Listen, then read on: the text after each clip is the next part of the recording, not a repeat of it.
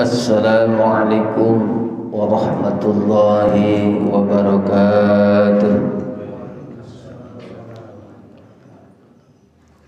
A'udzu billahi minasy syaithanir rajim. Bismillahirrahmanirrahim. Alhamdulillahilladzi khalaqas samawati wal arda wa ja'ala adh-dhulumati wan nur. Tsumma alladzina kafaru bi rabbihim ya'dilun. Asyhadu an la ilaha illallah wahdahu la syarika lahu wa asyhadu anna Muhammadan 'abduhu wa rasuluhu la nabiyya ba'dahu wa ala alihi wa ashabihi wa man tabi'ahu wa wala. Allahumma salli wa sallim wa barik ala sayyidina Muhammadin wa ala alihi wa sahbihi ajma'in, amma ba'd. Hadirin kaum muslimin jamaah yang dimuliakan Allah Subhanahu wa taala. Alhamdulillah, alhamdulillah, summa alhamdulillahi rabbil alamin. Pada kesempatan pagi hari ini kita masih diberikan begitu banyak limpahan karunia Allah. Salah satu di antaranya alhamdulillah kita masih diberikan kesempatan untuk bersilaturahmi sekaligus memenuhi panggilan Allah, melaksanakan sholat subuh berjamaah. Dilanjutkan dengan kumpul kita dalam rangka ta'lim, menambah wawasan keilmuan kita khususnya tentang agama.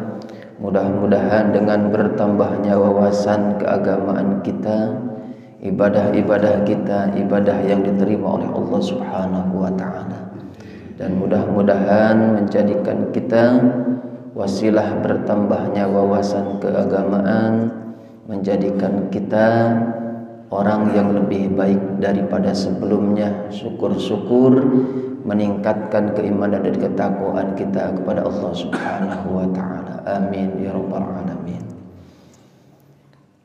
Nikmat iman Islam, nikmat sehat wal afiat, wajib atas kita mensyukuri nikmat-nikmat Allah ini.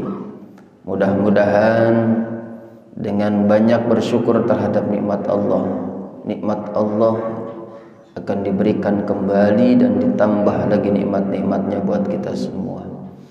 Salawat serta salam semoga senantiasa tercurah limpah pada baginda alam, yakni Nabi kita, Nabi besar Muhammad sallallahu alaihi wasallam, pada keluarganya, para sahabatnya, para tabi'in wa tabi'in, sampai kita sekalian selaku umatnya, mudah-mudahan kelak mendapatkan syafaatnya. Para jamaah yang dimuliakan Allah Subhanahu wa taala, di dalam beribadah maka kunci dari diterimanya amal ibadah kita adalah ikhlas. Kita melaksanakan rukun iman, kita juga melaksanakan rukun Islam, termasuk salah satu rukun Islam diantaranya adalah sholat. Rukun Islam yang kedua setelah dua kalimat syahadat adalah sholat, melaksanakan sholat. Ada seseorang selesai melaksanakan sholat, ditanya, "Fulan, apakah kamu sudah sholat?" "Udah." "Masa sholatnya begitu?" "Ya sholat mah begitu, memangnya kenapa? Kamu ngerti enggak tentang tata cara sholat yang baik?" "Enggak." "Walaupun saya enggak ngerti, yang penting saya ikhlas." Jadi jawabannya enak, yang penting saya melaksanakan ibadah sholat, perintah Allah, ikhlas. Padahal walaupun pangkal, walaupun buah, walaupun dari setiap amal ibadah yang kita lakukan kuncinya adalah ikhlas, terutama sholat, maka harus memenuhi rukun-rukunnya. Banyak sekali hal-hal yang perlu kita tahu. Jangan sampai kita hanya sholat melaksanakan, seperti apa yang kita lihat yang dilakukan oleh orang lain. Alangkah lebih baiknya kita menguasai. Kenapa? Karena di dalam sholat ada yang disebut dengan rukun sholat. Kalau kita tidak memenuhi rukun sholat, maka dipastikan sholat kita tidak sah. Ada dalilnya, ada. Salah satunya kita misalkan tidak membaca surat Al-Fatihah, jelas.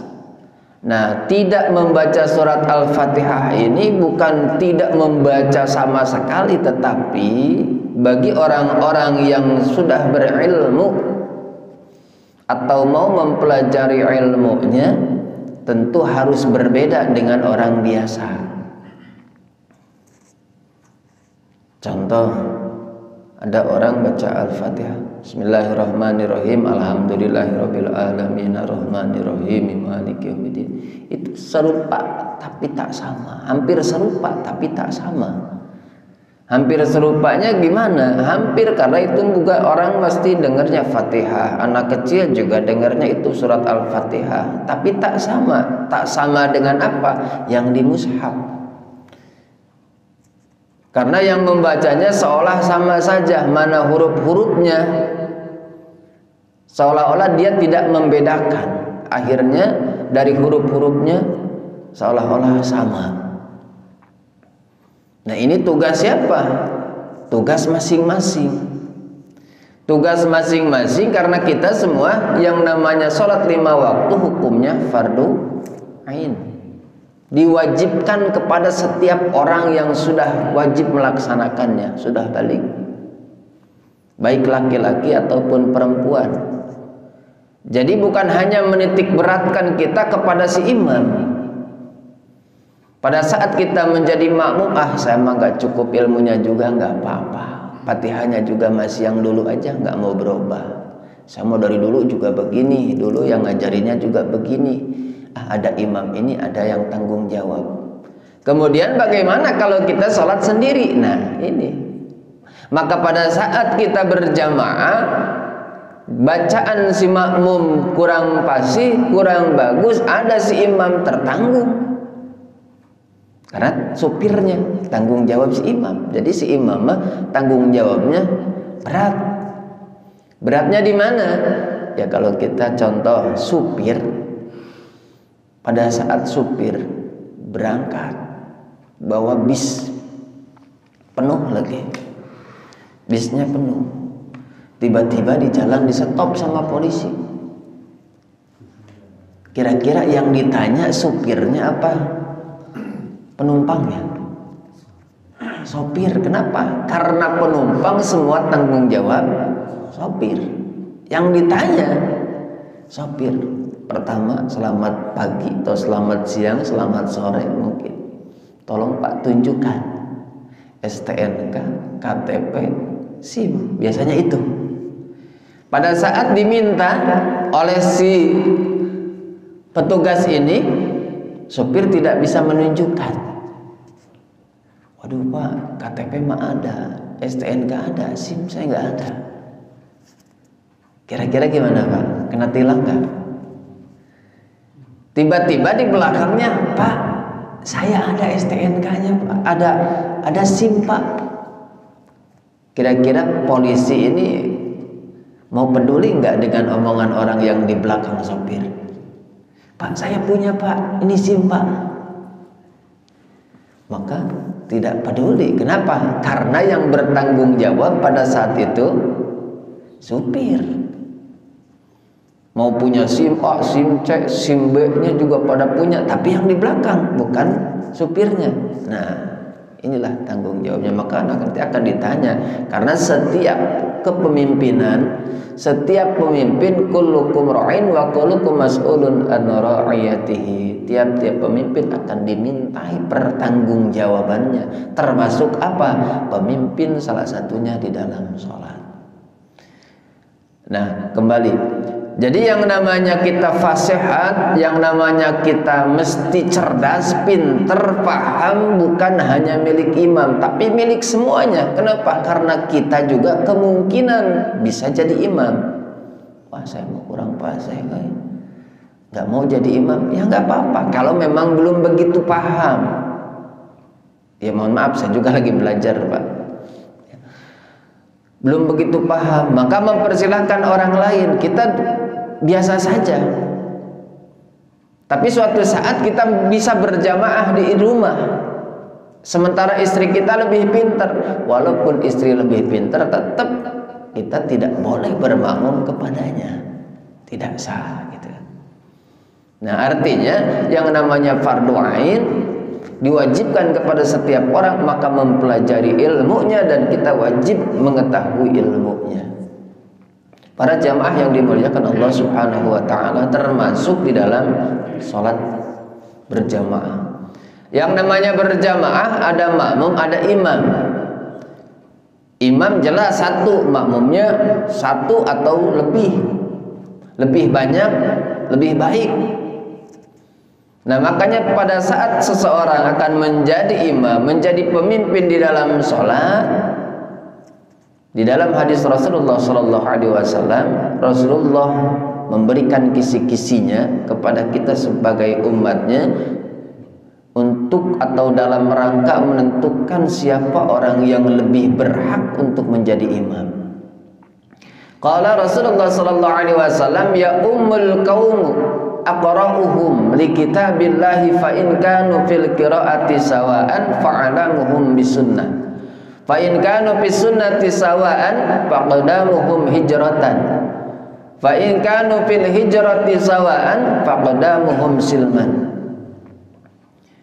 Rasulullah sallallahu alaihi wasallam telah mengungkapkan, memberikan kisi-kisi kepada kita sebagai umatnya, ya ummul qaumu, ya ummul qaumu, menjadi imam al-qaumu terhadap suatu kaum, aqra'uhum, yang pertama, yang lebih bagus di antara mereka, yang lebih qari di antara mereka, li kitabillah, dalam memahami, dalam membaca, memahami, baca Al-Quran, ayat-ayat Allah. Jadi lebih utama, ya, lebih utama. Yang sudah aqra'uhum itu apa? Aqra'uhum itu ya qari, orang yang mengerti bacaan, udah paham bacaan. Mengerti itu bukan hanya pandai bisa membaca, tapi pandai membaca. Orang yang pandai membaca itu bagaimana?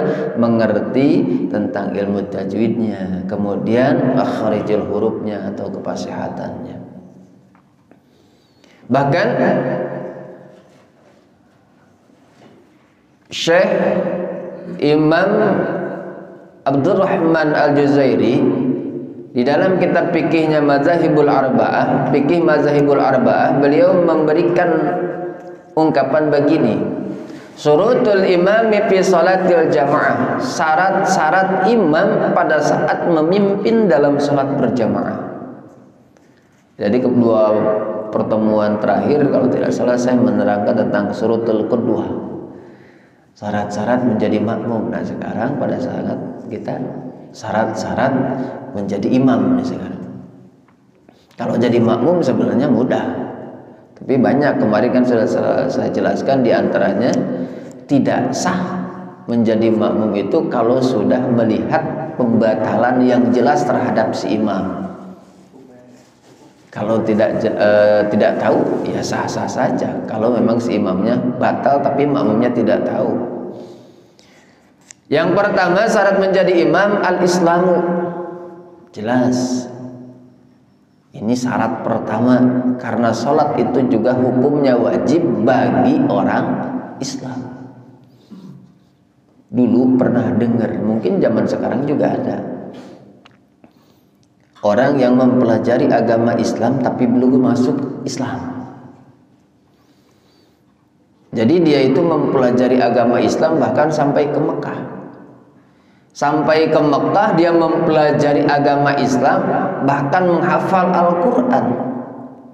Tapi tujuannya bukan dalam rangka masuk agama Islam. Karena dia mempelajari Al-Quran, pengen tahu kelemahan Islam. Pelajari. Sehingga mohon maaf, pada saat kita pergi, kita kan nggak tahu Pak.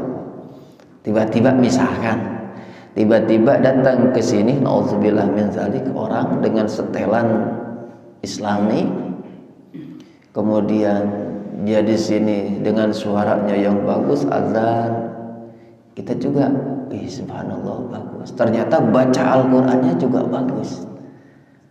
Dan akhirnya dia cerita-cerita, saya alhamdulillah katanya hafal Al-Quran, banyak hafalan hadis, dulu begini. Orang pasti mudah percaya. Apalagi memang ada buktinya.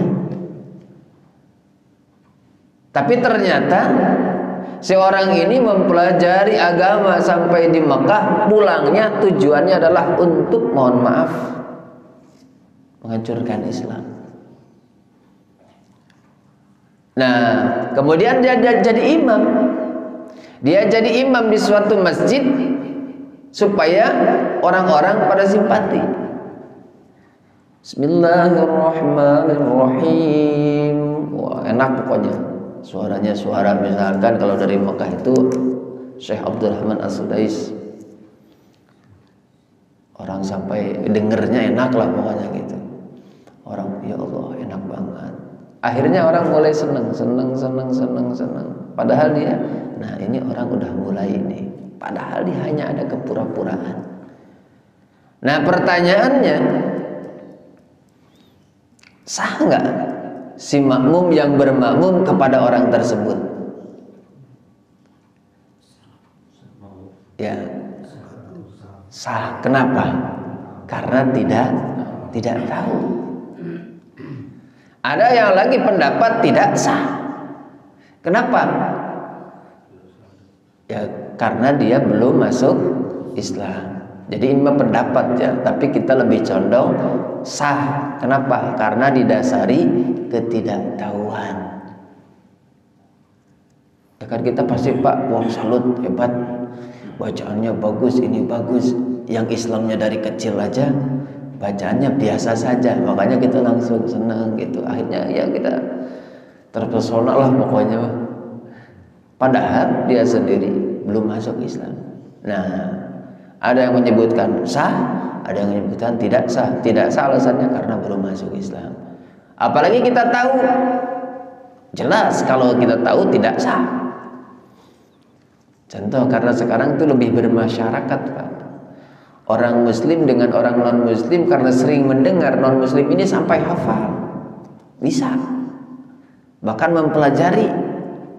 Dulu saya punya murid itu, waktu saya ngajar di SD, ada non muslimnya. Waktu saya, Dek, kamu non muslim kan sekarang pelajaran agama Islam, kalau mau keluar silahkan, toleransi.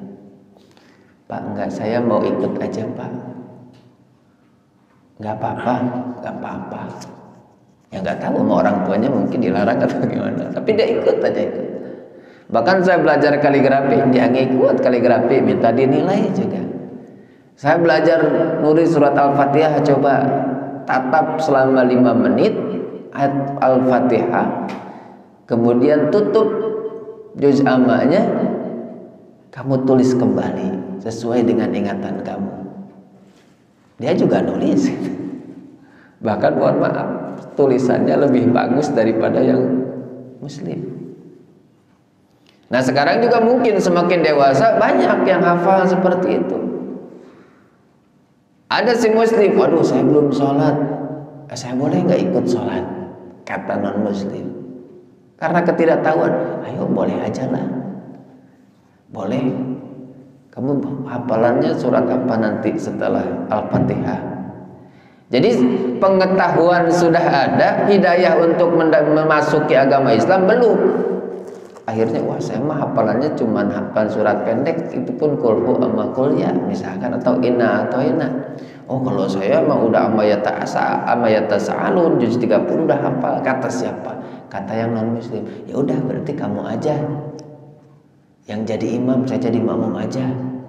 Sah nggak tuh? Nggak sah.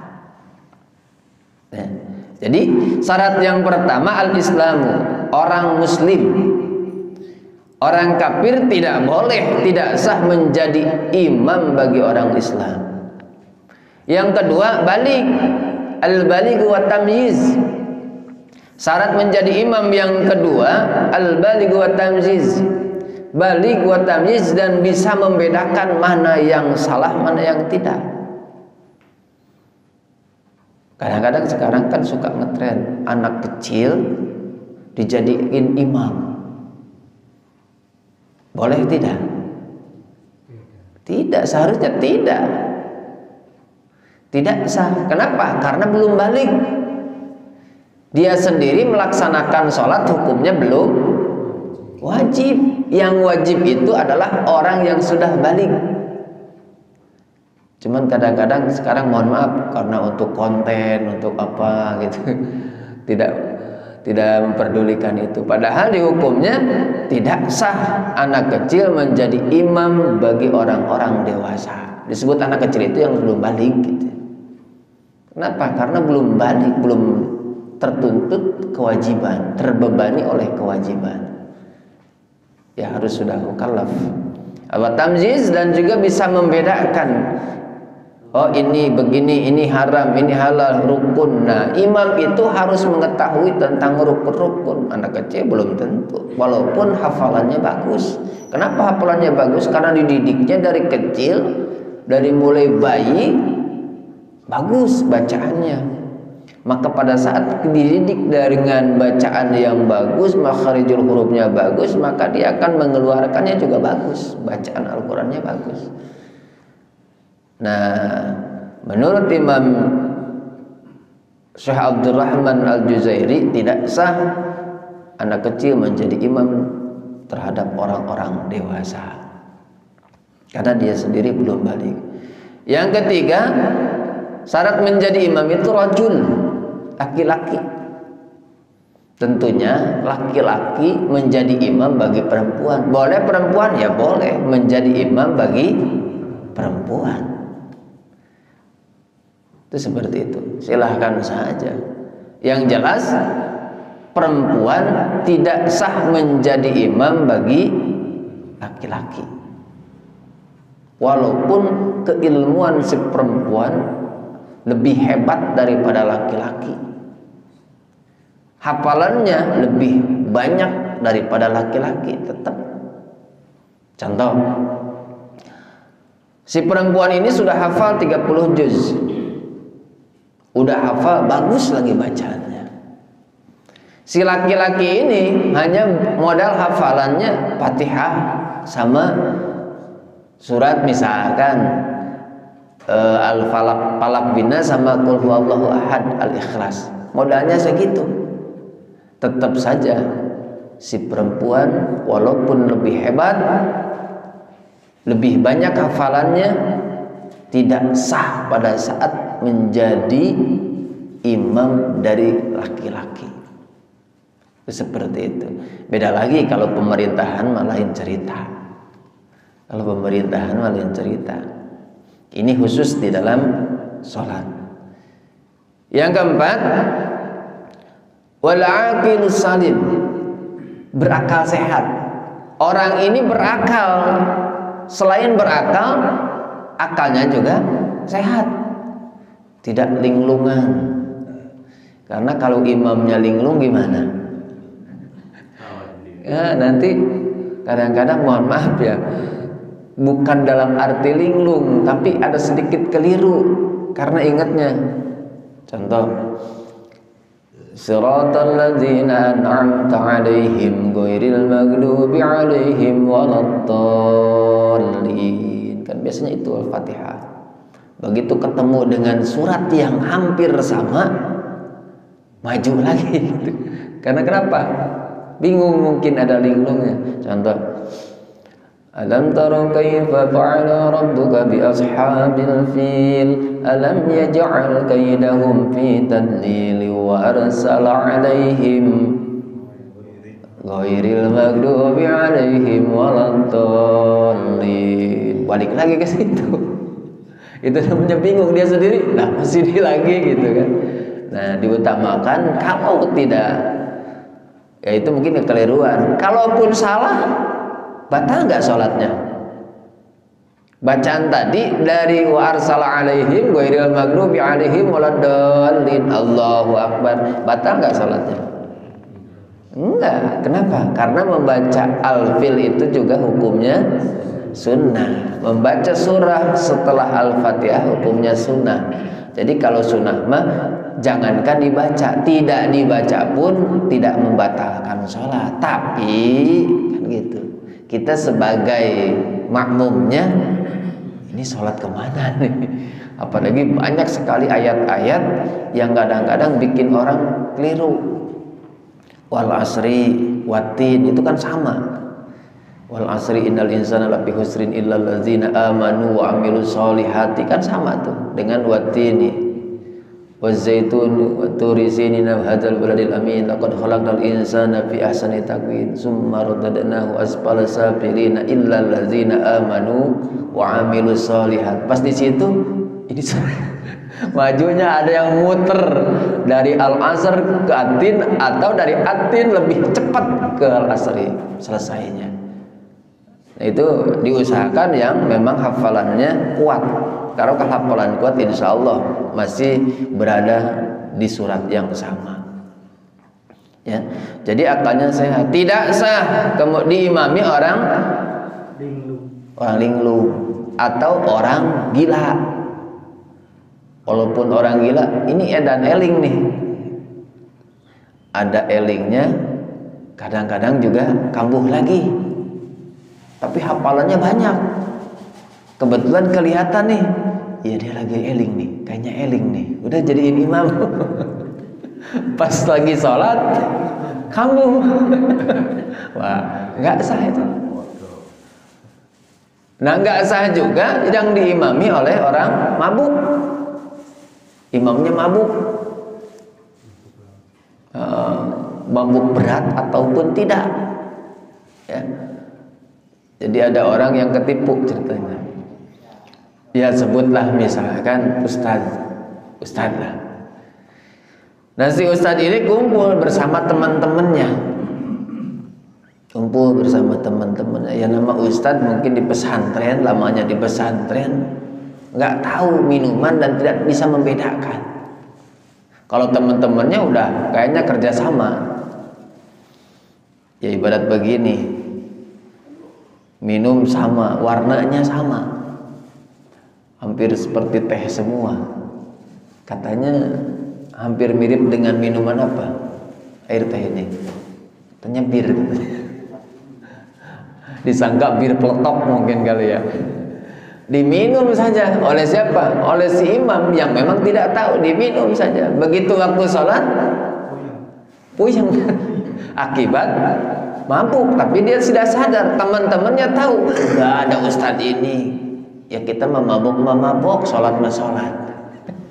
Ada orang yang nggak mabuk, wah saya mah nggak biasa, mabuk nggak mau saya. Jadi makmumnya sah nggak? Kalau dia tahu, udah nggak sah. Bismillahirrahmanirrahim. Ya. Aduh, ya Allah.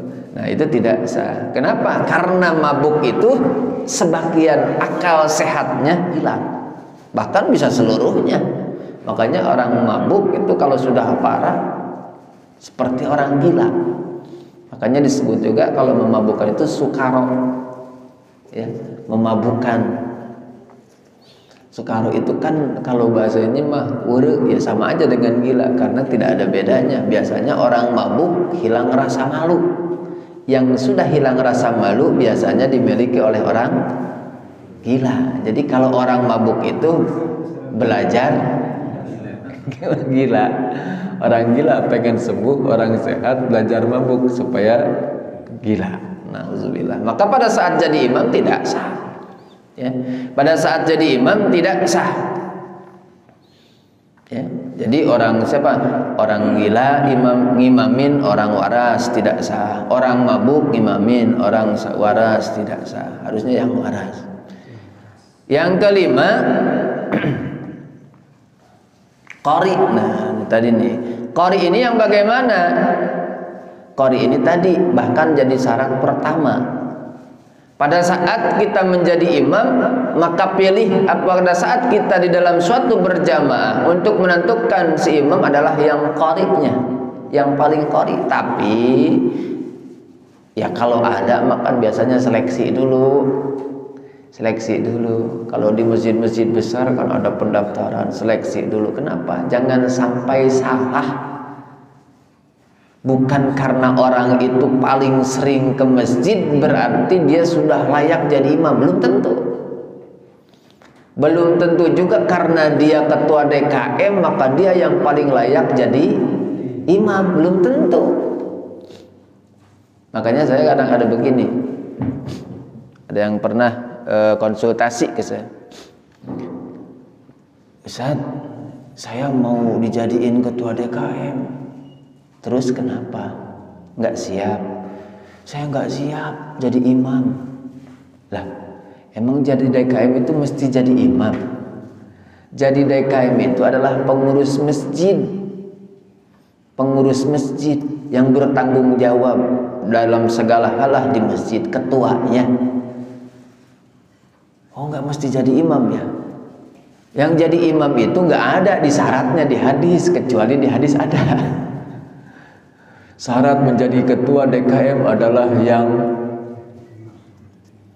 pinter dan karena memang harus jadi imam. Enggak. Imamah silahkan, harusnya si DKM ini bahkan memberikan apa? Ya semacam apa? Pendidikan misalkan kayak seminar atau apa misalkan dalam besok yang biasa jadi imam dikumpulin. Wajib diapain? Ya dites lah satu-satu. Kan biasanya begitu Pak kalau di masjid-masjid besar. Kenapa? Karena kalau nih kan begini, kalau ada imamnya yang mohon maaf belum memenuhi syarat, belum layak, dinilai oleh siapa? Dinilai oleh makmum yang tahu. Kok imam begitu masih dipakai sih? Apalagi dari tamu. Kira-kira nanti yang kena dan malu siapanya? Kan DKM. DKM-nya gimana sih? Nggak diatur apa? Nah, nanti yang kena DKM. Ya itulah kalau komandan pasti kenanya. Imamnya kurang bagus, yang ditanya siapa sih DKM-nya? Ini di luar kotor amat sih, siapa sih? DKM-nya. Ini di atasnya banyak jaring laba-laba. Ini siapa sih DKM-nya? Kayak nggak pernah dipakai. Kan ditanya DKM padahal yang ke masjid banyak dan seharusnya masjid tanggung jawab bersama gitu. Tapi ya karena ditentukan DKM-nya, maka DKM lah yang paling bertanggung jawab. Bukan berarti wajib menjadi imam, tidak. Yang menjadi imam adalah orang yang ya itu tadi harusnya dites dulu. Makanya ada di masjid besar misalkan masjid besar untuk menentukan imamnya boleh orang daftar atau bahkan orang udah tahu nih kualitasnya dibawa dari tempat tertentu misalkan dari pondok pesantren tahfiz udah ketahuan nih udah langsung direkrut aja ke situ atau dari orang-orang setempat sekeliling yang mungkin ya nanti daftar dulu dites lulus dan tidaknya maka yang lulus silahkan jadi imam. Ada imam maghrib, imam isya, imam subuh itu udah ditentukan biasanya. Jadi tidak siapa aja. Istilahnya sudah tersertifikasi. Harusnya. Ini kadang-kadang kan mohon maaf ya kalau di daerah-daerah atau di suatu tempat di kampung karena pendiri musola, pendiri masjid padahal keilmuan tentang membaca Al-Qur'annya mohon maaf belum layak kalau dibandingkan seseorang yang sudah layak. Belumlah karena ada orang lain, karena dia pendirinya jadi dihajar terus. Akhirnya pada sholatnya yang tahu itu males nantinya. Sama imamnya begitu, jadi malas. Bukannya semangat. Nah, jadi si imam ini harus qari. aqra'uhum li kitabillah fa in kanu fil qiraati sawaan. Bagaimana kalau membaca Al-Qur'annya sama nih bagusnya, makharijul hurufnya bagus, pengetahuan ilmu tajwidnya bagus, fa'alamuhum bisunnah, maka pilih yang lebih mengetahui tentang sunnah-sunnahnya, sunnah Rasulullah, yang lebih nyunah lah gitu. Yang satu ini imam nih, dua-duanya nih gini Pak, kira-kira imam ini hafalannya 30 juz, yang ini 30 juz, berarti sama. Yang satu lagi, yang ini baca Al-Qur'annya fasihnya sama, ilmu tajwidnya, pengetahuannya sama. Bagaimana nih? Nah, di sini fa'alamuhum bisunnah, maka pilih yang lebih nyunah. Yang satu mah habis sholat ngaji beres pulang, mohon maaf. Yang satu nongkrong aja, ada orang gaplek ikut gaplek, ayo saya juga mau ikut begadang nih. Yang satu lagi mah enggak. Kira-kira pilih mana tuh? Yang enggak, harusnya itu lebih sunnah. Yang satu kalau ukuran lagi, yang satu mah sering Senin Kemis, yang satu mah gak pernah, maka pilih itu yang lebih sunnah. Termasuk pakaian. Ini dua-duanya keilmuan itu kan gak berat dibawa Pak. Hafal 30 juz, sholat pakai kaos sah gak? Sah aja. Nggak hafal 30 juz, bahkan jangan 30 juz, 1 juz aja nggak hafal, surat-surat nggak hafal, pakai gamis sholat sah nggak? Sah aja.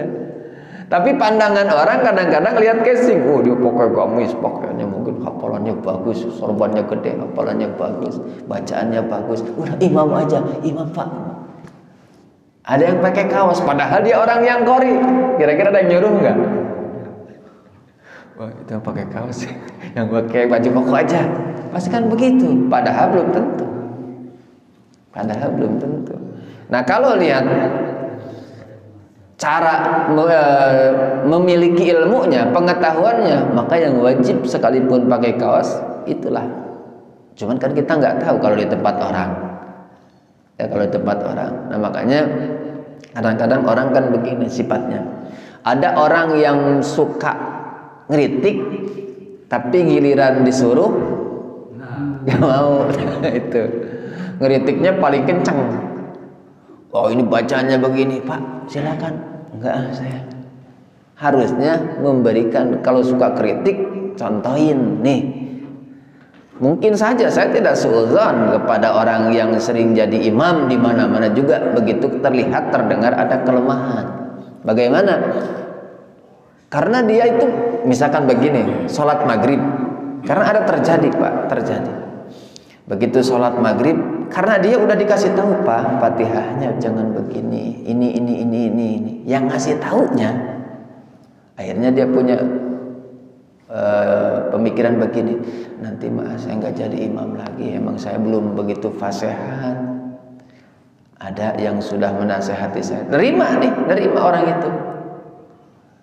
Nanti dia suruh maju aja. Begitu maghrib udah qomat, yang biasa jadi imam karena udah sadar, diingatkan oleh orang lain, saya oh benar ngaku dia, saya nggak layak, belum layak. Nah, yang ingetin ada. Kata yang diingetin, Pak silakan. Kan itu udah tahu kualitasnya. Oh Pak, enggak saya. Nah, ini kesalahan nih. Ini kesalahan. Akhirnya bagaimana? Apakah harus bubar itu mau jemaah maghrib? Silahkan, ini yang tahu nggak mau, yang ini yang pas-pasan, yang pas-pasan kepaksa mau lagi daripada jemaah bubar. Ya mau gimana lagi, tanggung jawab. Ya akhirnya maju lagi. Nah, ini kesalahan juga. Jadi kadang-kadang jangan hanya berani menyalahkan, tapi harus berani mencontohkan. Kalau nyalahin mah biasanya saya juga pinter. Biasanya Kalau nyalahin itu sifat penonton apa sifat pemain? Biasanya pengamat. Bahkan pengamat masih punya etika biasanya. Ini penonton luar biasanya. Kalau pengamat, apalagi di TV itu hati-hati, seolah-olah jangan sampai memihak kecuali antar negara gitu kan. Kalau antar tim jangan sampai kelihatan memihak salah satu tim kan begitu. Nah, kadang-kadang yang komennya banyak, yang mau nyontoinnya nggak ada. Nah, ini juga jangan sampai seperti itu, harusnya memberikan contoh. Nah, jadi si qari ini. Nah, kalau sama-sama qari tadi fa'alamuhum bisunnah, maka pilihlah yang lebih sunnah. Fa in kanu fi sunnati sawaan, bagaimana kalau misalkan dalam hal sunnahnya juga sama? Nyunahnya sama, fa aqdamuhum hijratan, maka pilih yang lebih dulu hijrah. Oh, si ini sama ilmunya, cuman si ini mah dulu, mohon maaf, premannya lebih lama insafnya dibanding si ini. Ya udah yang hijrah duluan. Karena hijrah sekarang bukan seperti hijrah di zaman Nabi. Kalau zaman Nabi dari Mekah ke Madinah, orang kita adanya di Indonesia. Berarti hijrah dalam apa? Hijrah menuju kebenaran, menuju Islam. Itu pilihnya. Wa in fa'in kanu fil hijrati sawaan, bagaimana kalau dalam hijrahnya juga sama, bareng, seimbang, faqdamuhum silman, maka pilih yang lebih dulu masuk Islam. Masuk Islam. Ini dua-duanya juga ini mah Islamnya sama dari lahir. Nah, gimana lagi? Nah, wa fi riwayatin, pilih apanya? Sinnan, yang melihat kepada umur. Umurnya ini, oh iya ilmunya sama, kemudian sunnahnya juga dia nyunah sama, hijrahnya sama, agama Islamnya sama-sama dari lahir, udah beragama Islam, maka pilih apa? Sinnan, umurnya. Oh ini mah lebih senior umurnya, maka itulah pilih ya. Wala ya umman ar-rajulu rajula ar-rajula, dan tidak boleh seseorang menjadi imam, seorang laki-laki menjadi imam bagi laki-laki fi sultanihi, di daerahnya si laki-laki. Maksudnya begini Pak, seperti saya nih barusan, contoh saya tulisin dulu. Wala yaqud bi baitihi ala takrimatihi illa bi izni, hadis riwayat Muslim. Tidak boleh seorang laki-laki, ini bahasa kitanya, ar-rajulu ini bermakna seorang laki-laki pendatang menjadi imam laki-laki yang diem di tempat itu. Wala yaqudu fi baitihi, dan tidak boleh duduk fi baitihi, di tempatnya. Ini kalau harfiahnya itu, lugawinya itu rumah. Ala takrimatihi, milik seseorang laki-laki, illa biiznih, kecuali seizinnya. Artinya begini Bang, seharusnya saya ini tidak boleh menjadi imam di sini. Kenapa? Karena ini bukan tempat tinggal saya. Yang lebih berhak menjadi imam di Musholah Al-Mujahidin adalah warga Merbabu. Wala yaqud fi baitihi, saya juga tidak boleh diam di sini nih. Kalau di sini udah pasti jadi imam, begitu qomat saya di sini ngapain? Pasti jadi imam karena makmumnya di belakangnya. Ala takrimatihi, milik warga sini, illa biizni. Nah, ini kecuali ini, illa biizni, kecuali sudah mendapatkan izin, ada restunya. Makanya tidak langsung serta-merta, walaupun misalkan saya datang ke sini, tidak ada yang mempersilahkan atau mengizinkan, silakan, enggak apa-apa aja, udah. Nah, berarti saya udah diizinin belum? Udah. Tiba-tiba begitu qomat, karena saya mau ngaji di sini nih, mau ngaji langsung dari sini, langsung tinggal duduk di sini. Begitu qomat, udah aja langsung nyelonong ke sini nih. Nah ini mohon maaf, bukan tidak sah, tapi kurang sopan atau kurang adab, karena adabnya begitu. Ini adalah rumah orang, maka tidak boleh kita seenaknya. Nah, termasuk di masjid itu seperti itu. Jadi kadang-kadang ada orang nyelontrong aja, kenapa? Saya nggak percaya dengan bacaannya begini, langsung nyelontrong. Sementara dia bukan warga sini. Kalau warga sini ya nggak masalah, karena tanggung jawab di sini. Tapi kalau dari luar, illa biizni, kecuali ada izin terlebih dahulu dari warga sini. Warga sini itu gimana apa? Kalau di masjid biasanya DKM, karena memang ya seperti khatib Jumat itu ada yang sama sekali dia mau khatibnya doang Pak, ada. Jadi begitu khatib dia naik, begitu jadi imam dia mempersilahkan udah imam di sini aja, khususnya imam rawatib di sini yang jadi imam. Ada yang seperti itu. Kalau saya dalilnya ini illa biizni, karena sudah ada izin, udah silahkan saja. Ya. Ada yang sama sekali. Kemudian yang keenam, syarat jadi imam wa taharatu anil hadasil asghari wal akbari. Imam ini harus suci dari hadas kecil ataupun hadas besar. Ini kemarin juga saya sudah singgung sedikit. Pada saat si imam berjamaah, si makmum sedang berjamaah saja, si imam ini nggak tahu bahwa dia, atau bukan hanya imam, kita saja, kita sudah sholat nih, sudah sholat, baru sadar begitu kita mau buka baju, ternyata di baju kita ada kotoran cicak yang hukumnya najis. Sholat kita sah nggak? Kita tahunya setelah sholat, sah, kecuali kita tahunya sebelum sholat atau ketika sedang sholat. Kalau sesudah sholat tidak jadi masalah. Seperti halnya si imam, mohon maaf, ada orang yang begitu dia batal, lanjutin aja, makmumnya nggak tahu ini.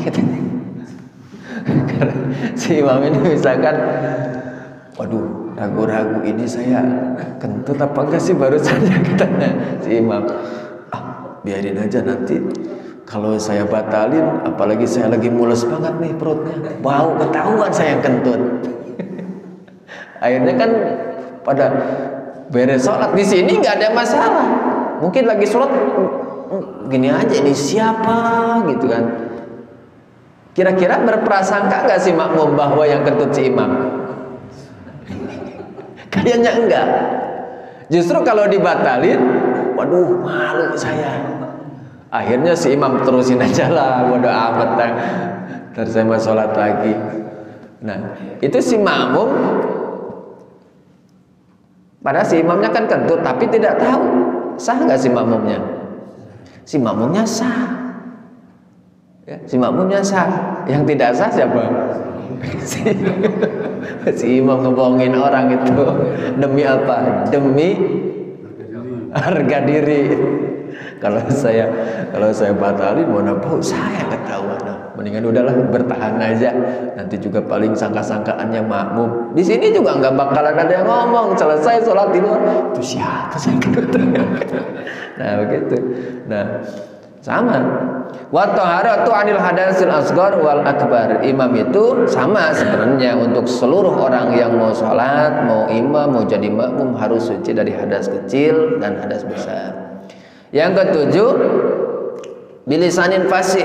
Bilisanin fasih. Jadi yang dipilih menjadi imam adalah orang yang lebih fasihat di dalam membaca Al-Quran. Tidak boleh sampai ada tertukar huruf satu dengan huruf yang lain yang berbeda. Tidak boleh.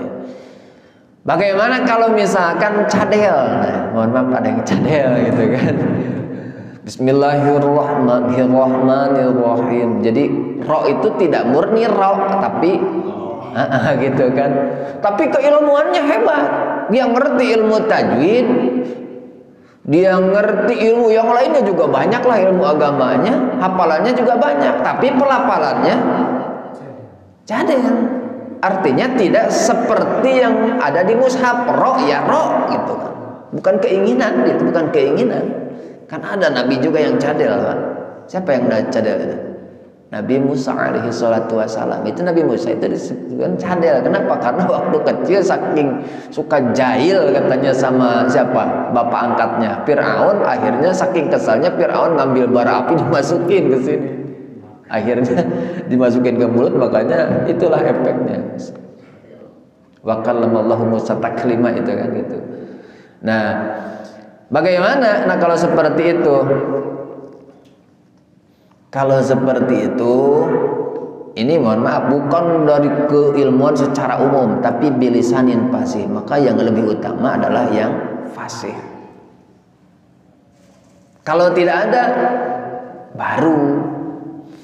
Atau boleh imam yang cadel pada saat dia mengimami orang yang sama.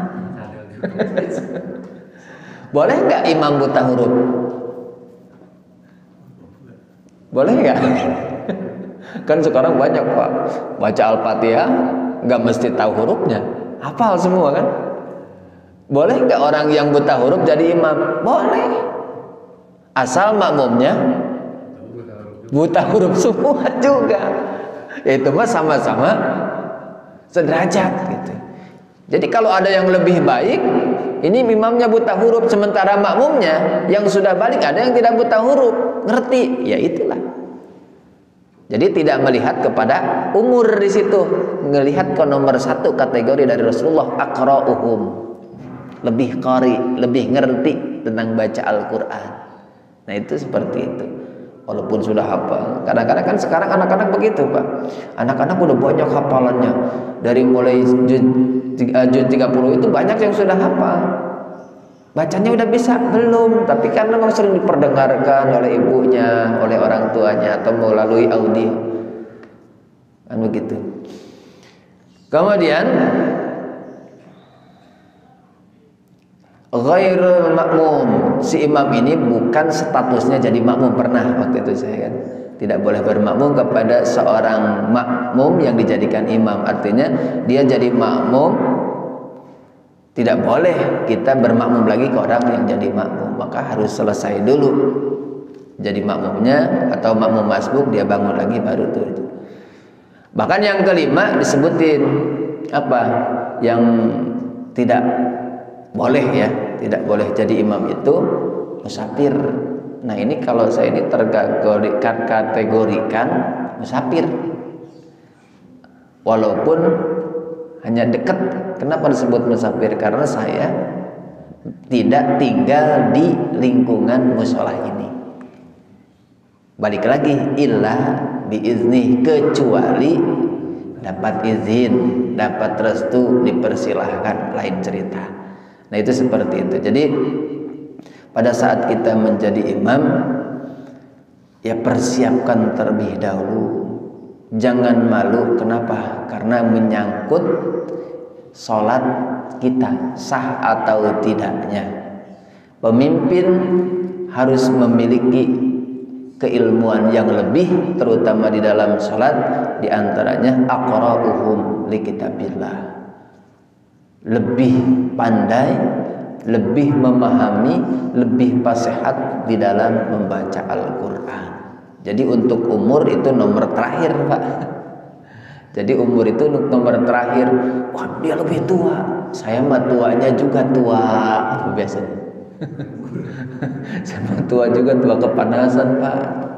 Situ kan walaupun muda ada modalnya dari pesantren, dari pendidikan agamanya cukup. Nah jadi aqra'uhum, jangan melihat umur. Umur itu di kategori kata hadis Rasul adalah yang terakhir. Jadi hitungannya satu, yang lebih qari, kalau sama maka yang lebih nyunnah, yang kalau sama maka yang lebih dulu hijrahnya, maka kalau sama lebih dulu keislamannya, termasuk menentukan di umur.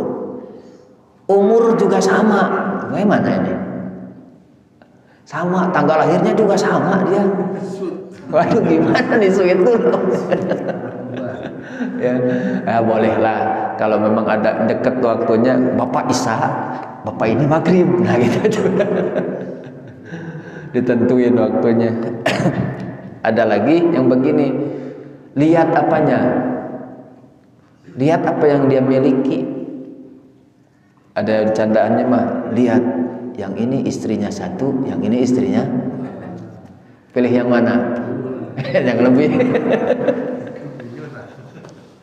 Pak, saya mah 3, situ kori enggak? Jangan itu.